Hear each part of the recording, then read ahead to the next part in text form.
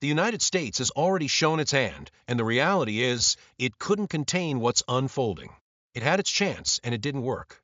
Now we're staring at a prolonged period of uncertainty, possibly stretching a year or even longer. But here's the real question. What do markets do when the world feels like it's on the edge? Gold has always been the asset of war. Bitcoin? That's the asset of escape.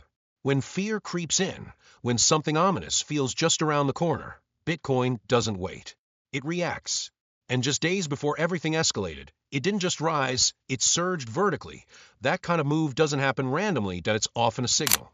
A whisper from those who might know more than they're saying. So ask yourself, was that a coincidence or a warning sign? It's now been over a month since the conflict with Iran erupted.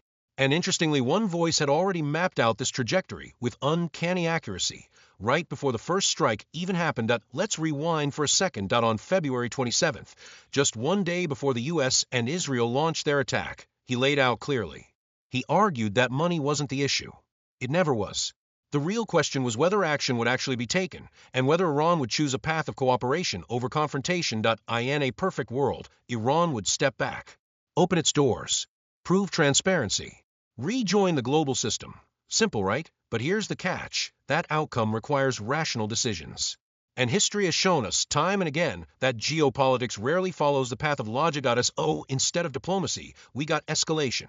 And just like he predicted, the bombs followed. Now he's back, and this time the stakes are even higher. What happens in the next 30 days? Which assets rise and which ones collapse? Where do the markets go from here? Clem Chambers, founder of ADVFN, is joining us again. And here's the twist. He's already made his move. He sold everything last week. Why?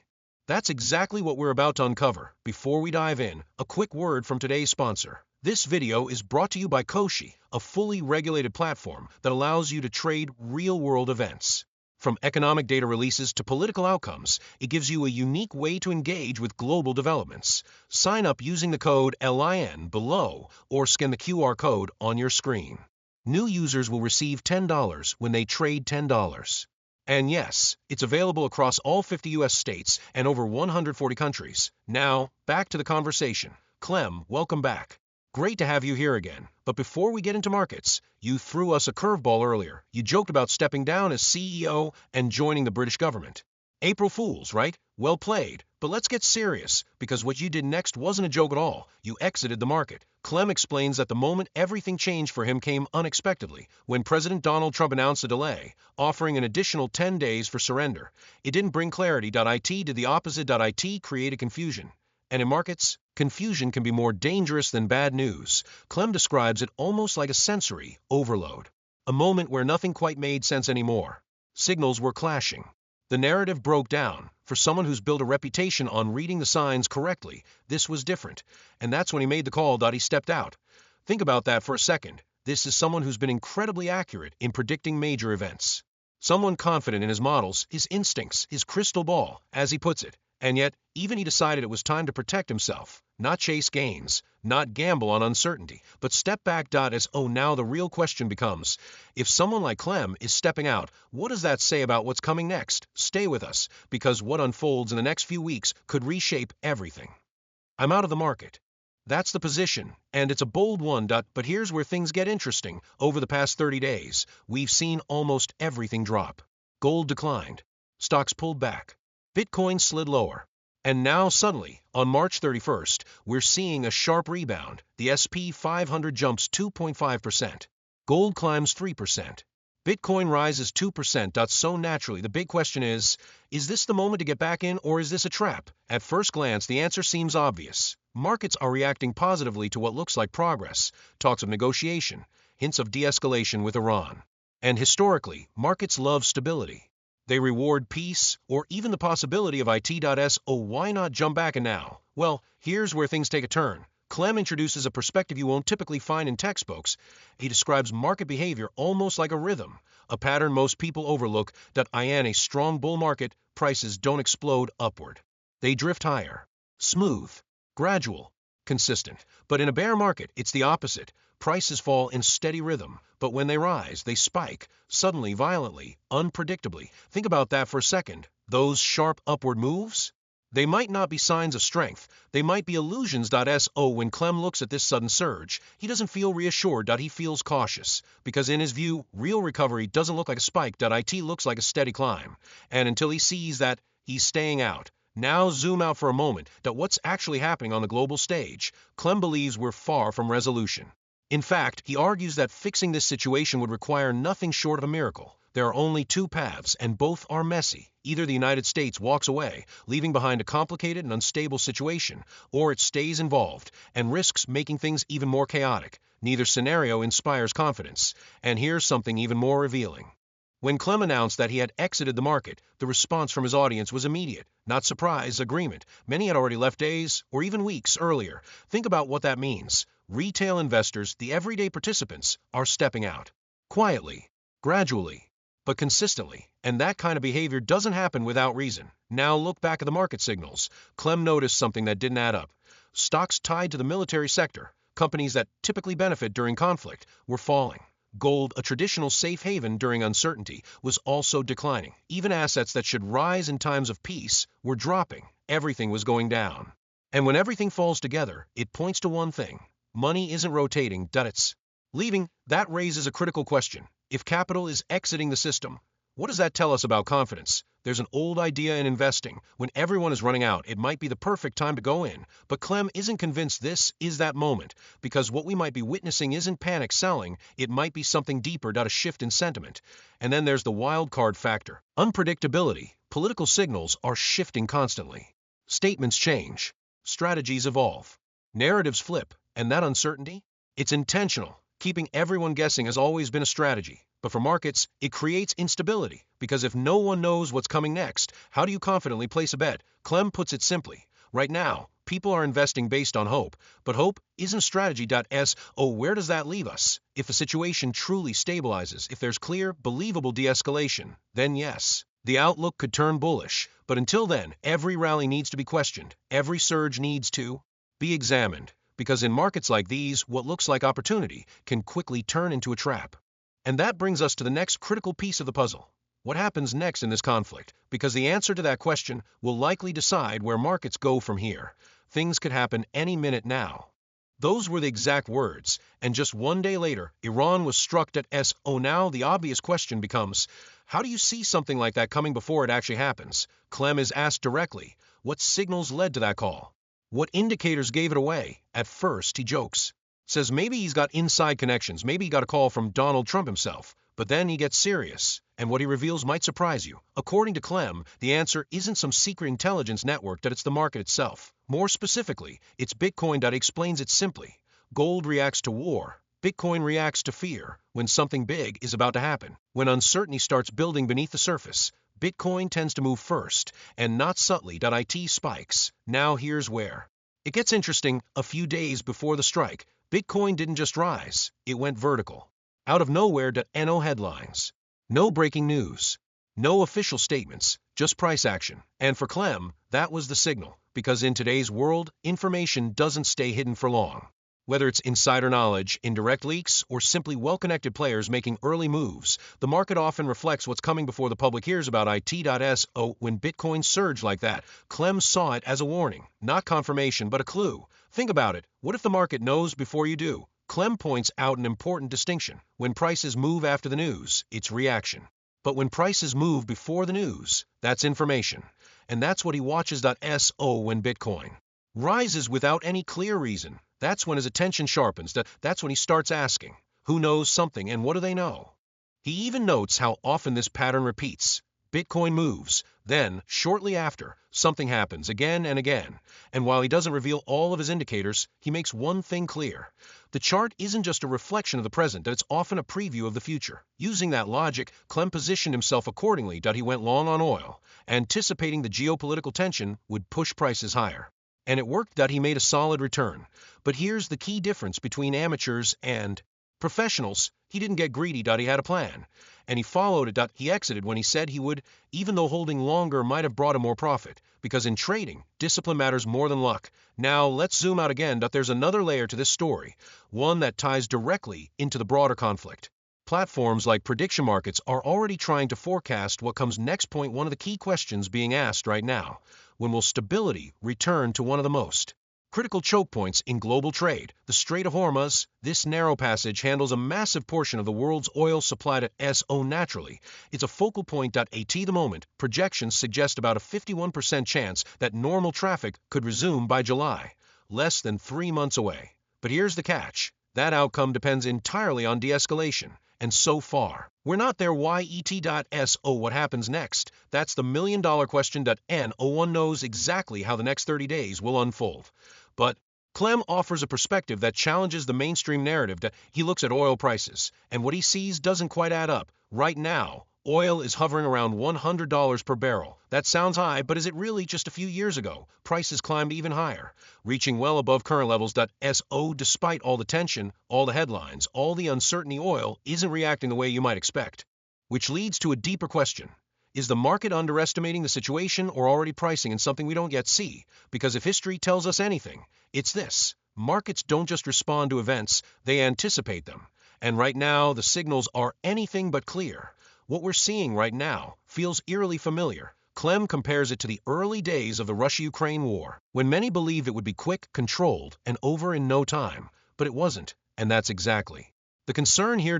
Let's pause for a second and ask, what if this isn't a short conflict, but the beginning of something far more prolonged? Clem believes the situation is far messier than it appears on the surface. That there's a possibility, yes, that the United States could simply step back, make a statement, show strength, and then leave. Almost like saying, we've done our part, behave, or we'll return. It's unconventional, even strategic in its own way. But here's the problem: what happens after that? Because once you introduce that level of unpredictability, everything changes. Suddenly, the world isn't operating on clear expectations anymore. It becomes unstable, random, high entropy, high volatility, and when volatility rises, so does the range of possible outcomes. Think about it.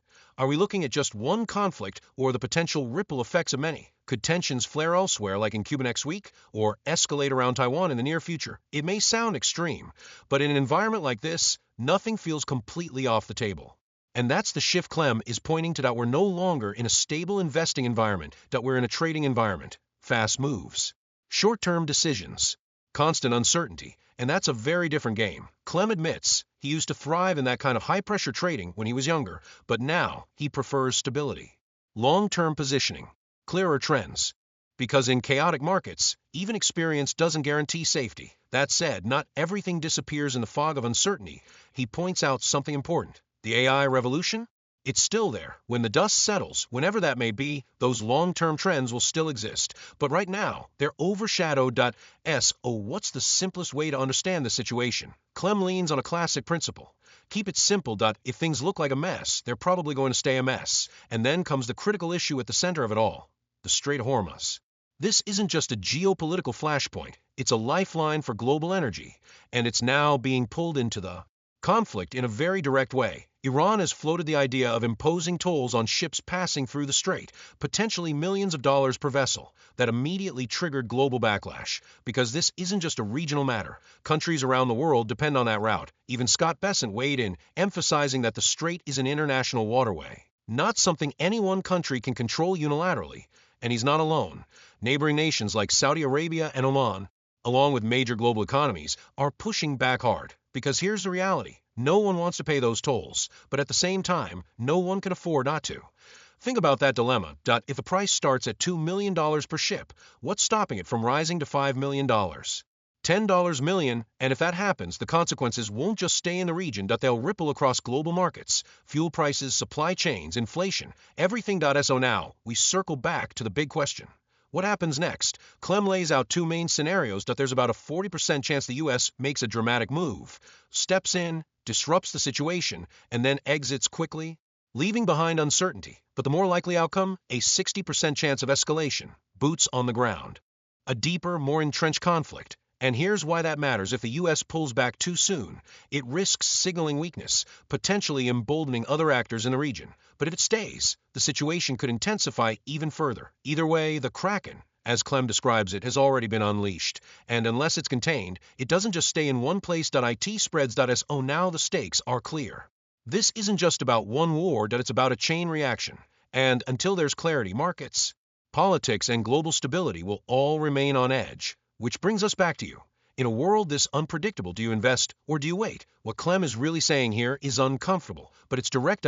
In his view, the situation isn't being driven by calm, rational decision making. It's being driven by ideology, power, and long-term ambitions. And that combination makes resolution incredibly difficult, because even if the objective is clear, executing it, that's a completely different story. Let's step back and ask, would you commit long-term investments in a world where the foundation itself feels unstable? For Clem, the answer is simple. No, that's exactly why he's out of market, because when the wheels feel like they're coming off, preservation matters more than participation. Now look at the market itself, that it's split right down the middle.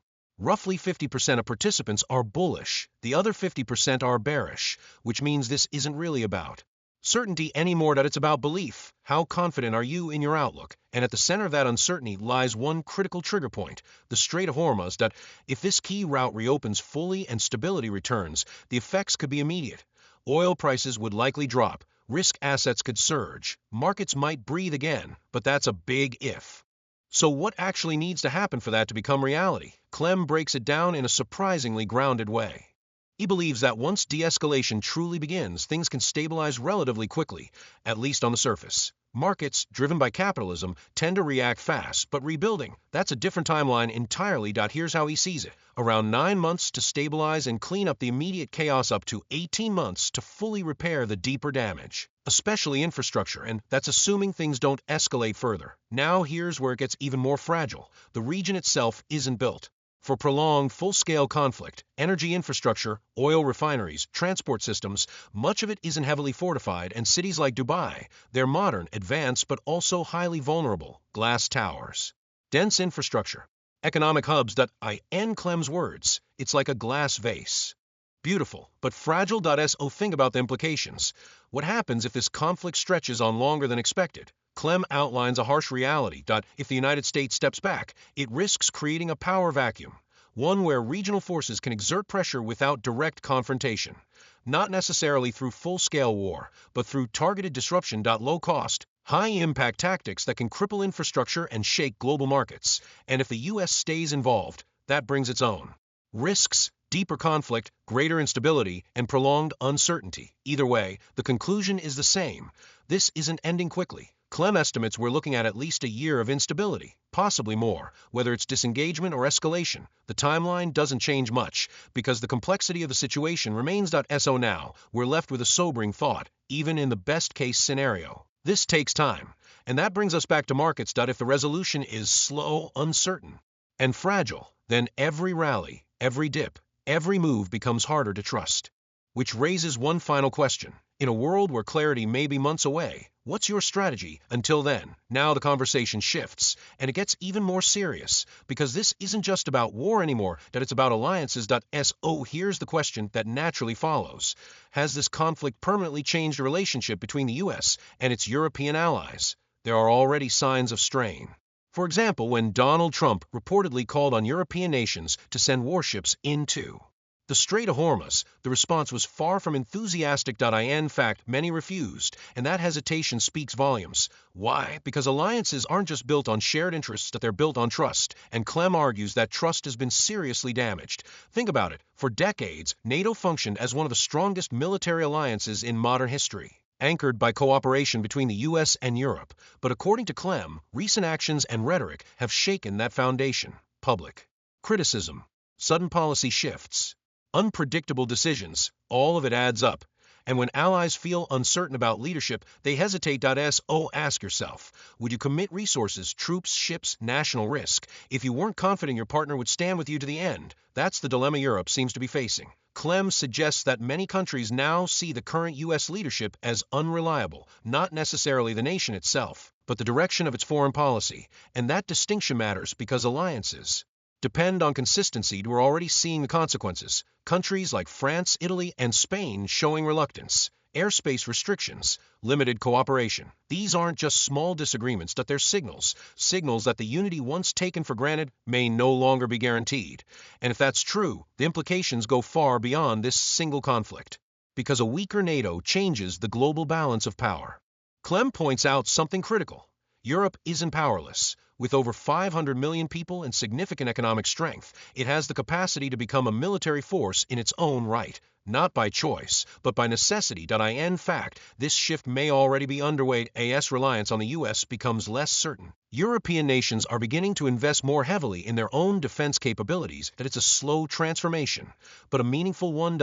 And here's the twist. That shift creates opportunities. Clem notes that European defense companies surged as soon as signals emerged that the continent would need to stand more independently, because markets adapt quickly, even when politics move slowly. But step back for a moment and look at the bigger picture. If the US is refocusing, prioritizing its own hemisphere, redefining its strategic boundaries, then naturally, other regions will do the same, which leads to a fragmented world, not necessarily chaotic, but less coordinated, less predictable, more regional. And that brings us back to the core theme running through everything: uncertainty. Because whether it's war markets or alliances, the one constant right now is change. The real question isn't just what happens next in this conflict, that it's bigger than that. What does the world order look like if long-standing alliances start to weaken? And more importantly, how do you position yourself, in markets or otherwise, when the rules themselves are shifting? Now the conversation takes a global turn, and the stakes get even higher. Because this isn't just about one conflict anymore, it's about the next one that might never happen. Clem introduces a striking idea. What if this war is actually sending a message, not to the West, but to China? Think about it. For years, one of the biggest geopolitical fears has been a potential move by China toward Taiwan. Many believe it wasn't a matter of if, but when. Some even expected it as early as next year. But now, that timeline might be shifting. Clem suggests that what's unfolding right now could be acting as a real-time case study. A warning. Because if a global superpower like the United States can get entangled in a messy, unpredictable conflict with a much weaker opponent, what does that say about the risks of a far more complex operation like Taiwan? So here's the question. If you're watching this from Beijing, what lessons are you taking away? The potential cost of such a move isn't small. We're talking about massive military risk, economic fallout, global disruption, and possibly catastrophic losses. Clem even points to reports suggesting internal resistance within China's military leadership, concerns about whether such a move would be worth it at all. In fact, those tensions may have already led to major shakeups behind the scenes. And if that's true, then this current conflict might actually be reducing the likelihood of a much bigger one. Let that sink in. Could one war be preventing another? This perspective also helps explain something puzzling in the markets. Gold, traditionally the ultimate safe haven during war, hasn't surged the way many expected. Why? Because according to Clem, not all wars are equal. There's only one conflict that truly dominates global risk perception: a direct confrontation between the United States and China. If that scenario were imminent, gold would likely be skyrocketing. But if that risk is now being delayed or even reconsidered, then gold losing momentum starts to make more sense. What are the markets telling us right now? That's where things get even more nuanced. Clem breaks it down asset by asset. Money has been flowing out of markets. Overall oil has risen, but not as dramatically as expected. Gold hasn't fully behaved like a panic asset in Bitcoin. It's sending mixed signals, but there's one area quietly flashing red: soft commodities. This is where the real-world impact starts to show. Fertilizer supply chains have been disrupted, planting seasons are affected, crop yields could decline, and when that happens, food prices go up. While financial markets debate direction, the underlying economic pressure is already building. Now, let's bring it back to signals, because Clem still believes the market is the best early warning system we have. Here's how he reads it going forward. If oil and Bitcoin suddenly surge together, fast and aggressively, that could signal escalation, boots on the ground. A deeper phase of conflict. But if Bitcoin starts to fall, that might suggest something very different. It could mean confidence is returning, at least on one side of the conflict. Less fear, less urgency to flee. In simple terms, Bitcoin up, sharply rising fear, possible escalation; Bitcoin down, reduced panic, possible stabilization; oil spiking, hard supply shock, conflict intensifying. So now we arrive at a critical moment, because the next moves in these markets might not just reflect events, they might predict them. And that leaves us with one final, powerful question. Are you watching the news? Or are you watching the signals before the news even breaks? This is a messy picture. That's the core of it. And for Clem, that alone is enough reason to step aside. Let's pause and ask, if even experienced investors can't clearly read the situation, should you really be taking big risks right now? Clem makes it clear he doesn't see clarity, he sees fog. And not just any fog, the kind you don't want to walk through blindly, especially in the middle of a battlefield. He looks at the charts. The message isn't encouraging. stocks aren't crashing dramatically, but they're grinding. Lower, slow, persistent, relentless, and that kind of movement can be more dangerous than a Sudoku. Because historically, that's how major downturns begin a quiet decline before the real panic sets in. So here's the uncomfortable question. Are we already in a bear market and just not fully feeling it yet? Clem believes we might be. Not necessarily a full-blown collapse, but a downward trend that shouldn't be ignored. And what makes it worse is that none of the underlying issues are being resolved. Think about the key problems still hanging in the air. Instability around the Strait of Hormuz, ongoing pressure on global oil supply, disruptions in fertilizer production, energy, uncertainties tied to major exporters like Qatar. Even if the U.S. suddenly steps back, do those problems disappear? Not really. In some cases, they might even get worse. And that's why Clem chooses not to participate, because right now, investing isn't just about opportunity, that it's about navigating uncertainty. He puts it bluntly. He'd rather sit out than guess wrong in a situation like this. But here's the twist. He doesn't like being out of the market. Not at all. In fact, he says it feels unnatural, like sitting on a pile of cash with nothing to do. That's not his style. He wants to be what's he waiting for? Clarity. Not headlines, not promises, but signals. And one of the biggest signals he watches is volatility. More specifically, the daily price movements in a market. Here's the key idea. When markets are uncertain, price movements become wide and erratic. Big swings.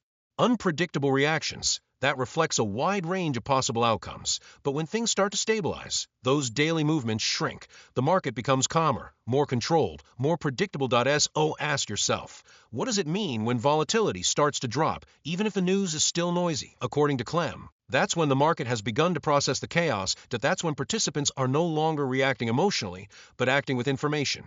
And that's his signal to return. Not when everything is perfect, but when the range of uncertainty narrows, because right now, that range is massive. Anything could happen. He even describes it almost humorously, like sudden, unpredictable shock events that send markets into chaos. When those hit, price bars expand and the future becomes harder to read. But over time, that chaos always compresses. It settles. It finds equilibrium. And when it does, that's when opportunity returns. Until then, Clem is choosing patience over action. Observation over participation. Now the question comes back to you. Are you comfortable navigating the fog, or would you rather wait until the path becomes visible? Clem's strategy at its core is surprisingly simple, but incredibly disciplined. He's not trying to predict every twist and turn. He's waiting for one thing, certainty. And how does he measure that? Not through headlines, not through speeches, through volatility. When markets are chaotic, price movements expand. Daily ranges get wider. Swings become aggressive. That's uncertainty in its raw form. But when those ranges start to shrink, when markets stop overreacting, that's when clarity begins to return. Here's the key question. What if the best signal isn't when prices rise, but when they calm down? Clem explains that once volatility drops, he'll slowly step back in. Not all at once, not aggressively, but strategically. He'll look for what he calls low-hanging fruit. Assets that have been beaten down too far. Companies with strong long-term potential temporarily dragged down by chaos, and then, piece by piece, he'll rebuild positions. It's not about catching the exact bottom, it's about entering when the madness starts to fade. Now here's where it gets interesting. Despite being mostly out of market, Clem admits he did keep one position, almost by accident, but also by design. An oil company, specifically Equinor. Why that one location? Unlike many global oil giants, Equinor's assets are heavily concentrated in the North Sea, far from the immediate geopolitical flashpoints of the Middle East. And right now, geography matters more than ever. Think about it. Major players like Shell and BP have massive infrastructure spread across volatile regions. That diversification, normally a strength, can become a weakness during conflict, because those assets, they're exposed, and modern warfare has changed the rules. We're no longer talking about traditional battlefields. We're talking about low-cost, high-impact disruption, drones, cyber attacks, precision strikes, which raises a chilling question. How secure is global infrastructure really? Clem points out that much of it isn't hardened.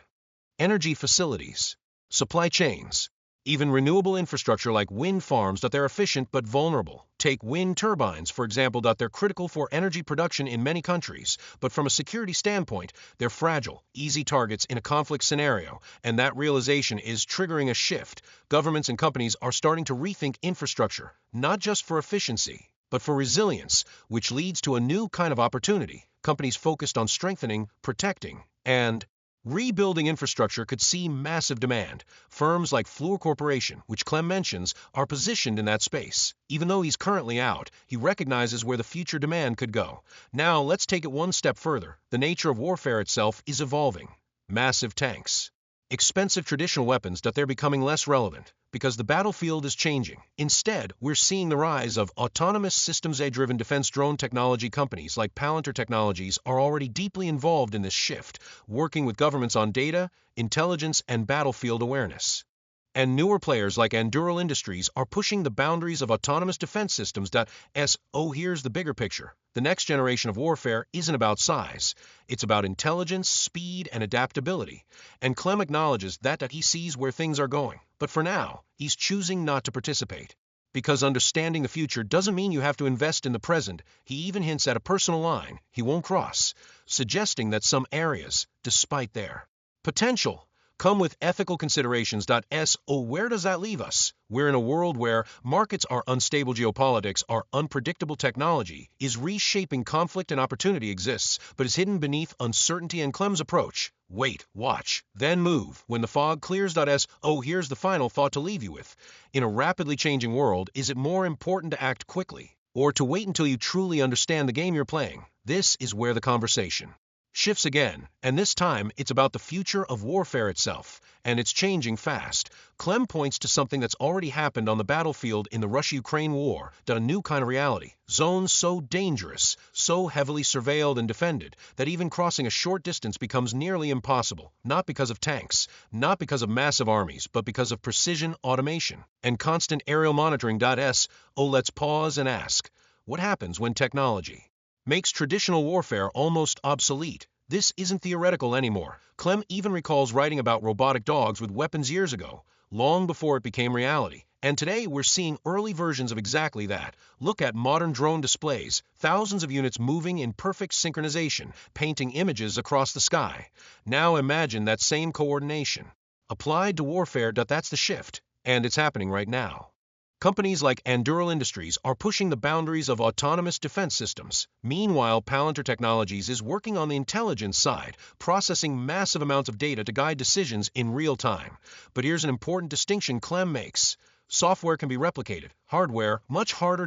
While AI tools may spread globally, advanced physical systems, like next-generation drones, could become the true strategic advantage. Think about that. In the next era of conflict, will power be defined by code or by machines you can't easily copy? Clem even mentions speaking with someone working on drones used for inspecting oil infrastructure. Peaceful application, but also a reminder. This technology is dual use. What monitors today can disrupt tomorrow, and that's why he calls it the tip of the spear. Now here's where the tone shifts again, because despite all this innovation, all this potential, there's still hope. Clem suggests that maybe, just maybe, sanity returns, that cooler heads prevail, that escalation doesn't spiral out of control.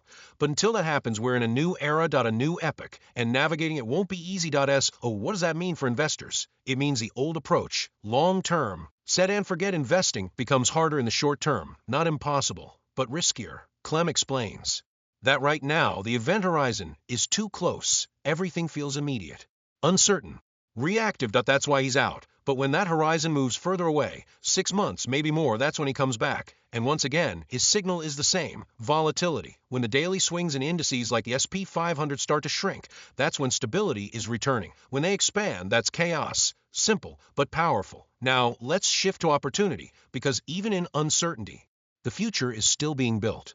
There's a wave of major potential IPOs on the horizon. SpaceX, Apinabyte, and Anthropic Australia Canvathes represent the next generation of innovation. AI, space, finance, data. But even here, nothing is straightforward. Clem hints at tensions between tech companies and governments, decisions about military involvement, ethical boundaries, strategic partnerships. All of these factors could influence how these companies are perceived and valued.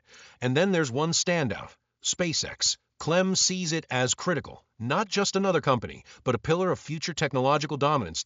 In his view, it represents one of the strongest areas of continued U.S. leadership. Now, we zoom out one final time. We're entering a world where warfare is being redefined by technology. Markets are reacting to uncertainty in real-time. Alliances are shifting, and innovation continues regardless of chaos. And through all of it, one idea remains constant: The future is still being built, even when the present feels unstable. So here's the final question. Will you wait for clarity or position yourself early in a world that's changing faster than ever before? Now the conversation takes an unexpected turn, and it's both fascinating and a little unsettling. Clem brings up something that sounds almost unreal at first. A humanoid robot, not a prototype, not a concept, something you can actually buy for around $20,000. And not just any robot. We're talking about machines capable of complex movements, kung fu routines, backflips, coordinated actions that, until recently, felt like pure science fiction. So here's the question. If this technology is already available, how far ahead are we really? Clem jokes about it. What would you even use it for? Open the door. Make tea. Scare the delivery guy. But beneath the humor is a serious point. This isn't about usefulness, yet it's about progress. And more importantly, who's leading that progress? He argues that while companies like Tesla are betting big on a trillion-dollar robotic future, others may already be ahead. That leads to a bold claim. What if the race has already been won quietly? Clem suggests that Chinese manufacturers are not only catching up, but in some areas have already arrived. Robots that are no longer experimental, they're commercial, available, functional. And that shifts the narrative entirely, because Tesla, once seen as a revolutionary force in electric vehicles, is now facing a different reality. When the Model S and Model X first launched, they were game changers. Sleek design, electric performance, a glimpse into the future. But today, that edge has narrowed. Competition has intensified, especially from global players. And now Tesla is pivoting away from cars toward robots. But Clem isn't convinced. He argues that this move may be coming too late. That while Tesla is still promising, others are already delivering. Let's pause again. Is innovation about being first or being fastest to scale? Because right now, the gap between demonstration and deployment is everything. Clem points out something striking. These advanced robots aren't struggling to walk across a room, they're performing synchronized routines, backflips, coordinated motion, stability. That's not early-stage tech, that's refinement. And it raises another uncomfortable question.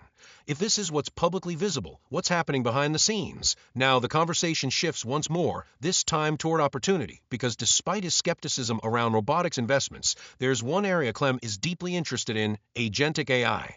Not just AI that responds, but AI that acts. And this is where things get really interesting. Clem explains his frustration with current AI systems. They're powerful, but limited. They live inside controlled environments, closed systems. You can ask them questions, but they can't take real-world actions. Imagine this: an AI that doesn't just read your emails, but filters spam, replies automatically, organizes your inbox, without constant supervision. Sounds simple, but it's not here yet. Or at least, it wasn't. Because now new tools are starting to break those boundaries. Systems that move beyond the sandbox, that interact, that execute, and that's why Clem calls it the genie out of the bottle. So here's the bigger picture. We're not just entering the age of smarter machines, we're entering the age of autonomous decision-making. And that changes everything: industries, workflows, daily life. So as the dust settles across markets, geopolitics, and technology, one thing becomes clear. The next revolution won't just be about what machines can do. It will be about what they can decide. And here's the final thought to leave you with. When machines stop waiting for instructions and start taking initiative, are we ready for the world that follows? Now this is where everything changes. We're no longer talking about AI as a tool, we're talking about AI as an actor. Clem describes a moment that feels small on the surface, but is actually massive. He casually mentions that AI can now email his wife, even book him a flight, and then he pauses. Because even he isn't sure he fully trusts it. So let's stop right there and ask, what happens when AI stops asking for permission and starts taking action? That's the shift. And according to Clem, the genie is already out of the bottle. This isn't just hype either. Even leaders in tech, like Jensen Huang, have described this wave of AI as one of the most significant breakthroughs in software history. But here's where it gets practical. Because this isn't about theory anymore, it's about real-world use.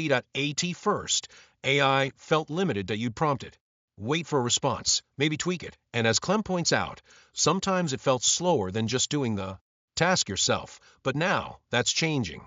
Instead of reacting, AI is starting to anticipate. Clem shares what his system is already doing for him, and it's surprisingly powerful. Every night while he sleeps, his AI goes out across the internet, scans news, filters information based on his interests, ranks it, and delivers only what matters. No scrolling, no searching, no noise, just insight.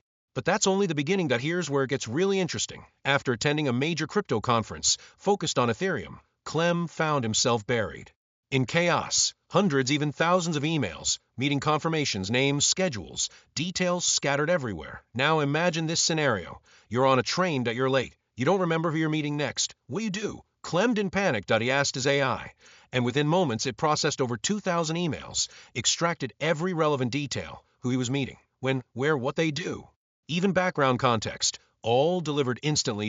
No searching, no stress. Oh, here's the question. Is this convenience? Or a complete redefinition productivity? And it doesn't stop there. Now his AI is automatically scanning emails for meeting confirmations, updating his calendar, in real time organizing schedules, without being asked. Think about that. An assistant that doesn't wait for instructions. IT just handles things. And if that sounds powerful, Clem takes it even further. Imagine telling your AI, book me a flight, reserve a hotel, call a restaurant, and get me a table. Not suggest, not draft, actually do it. Voice calls, bookings. End-to-end execution. No clicks. No apps. No friction. And suddenly, we're not talking about software anymore. We're talking about autonomy. Of course, there's hesitation. Even Clem admits he's not fully ready to trust it with everything. And that hesitation matters, because with great capability comes real risk. But still, the direction is clear. This is only the beginning. Clem himself admits, what he's using today is just scratching the surface, just the limit of what he can imagine so far. So imagine what happens when that imagination catches up to the technology. We're entering a world where AI doesn't just assist, it executes. Information doesn't need to be searched, it arrives. Tasks don't need to be managed, they're handled, and that changes everything. Work, time. Decision-making, even control. So as we wrap this up, here's the thought to leave you with. When your digital assistant knows what you need before you do, who's really in control? And just when it feels like we've covered everything, the conversation takes one final, sharp turn. This time, it's about AI in trading. And Clem doesn't hesitate. He shuts it down immediately. Don't bother. Don't let someone else lose your money. Strong words, but they come from a very clear idea. Here's the reality he lays out. Financial markets, especially in the short term, are largely random. And that creates a problem, because AI doesn't thrive on randomness. IT thrives on patterns. So what happens when you feed randomness into a system designed to find structure? You get more randomness. Sure, it might be right 50% of the time, but after fees, slippage, and execution costs, you lose. So here's the uncomfortable question. If AI can't consistently beat randomness, why are so many people trusting it with their money? Clem's warning is simple: be careful. Because while AI is powerful, it's not magic. But then, just as quickly as he dismisses one idea, he reinforces another. Agentic AI. That, he says, is the next big thing. Not today, not fully, but soon. He estimates a timeline, 6 to 9 months, before it really starts making waves. And when it does, it won't just impact productivity. IT will ripple into entire industries, including crypto. Clem predicts something else too, a timeline for recovery. Around 1 year for equities, 2 years for crypto. Which leads to another thought. Are we in a pause, or just the calm before the next surge? Because if history has taught us anything, it's that innovation doesn't wait for perfect conditions. It builds quietly, then suddenly, everything changes. And that brings us to the bigger takeaway from this entire conversation. This isn't just about markets. Or AI. Or geopolitics. It's about mindset. Clem emphasizes something that often gets overlooked. It's not about chasing tips, it's about learning how to think, how to read the environment, how to manage risk, how to recognize opportunity when it's actually there. That's the real edge. And interestingly, he shares most of his insights openly through platforms like Substack and YouTube, breaking down not just what to invest in, but how to approach investing itself. Because in a world full of noise, clarity is rare. So as we close this out, let's bring it all together. We're entering a future where AI is becoming autonomous. Markets are increasingly unpredictable. Technology is reshaping industries at speed, and opportunity exists, but only for those who can see through the chaos. And maybe the most important lesson of all? Just because something is powerful doesn't mean it should be trusted blindly. So here's the final question to leave you with. In a world driven by algorithms, automation, and uncertainty, will you follow the crowd or learn to think for yourself? Thanks for watching. If you found this valuable, make sure to like, subscribe, and stay tuned, because the next wave of change is already on its way.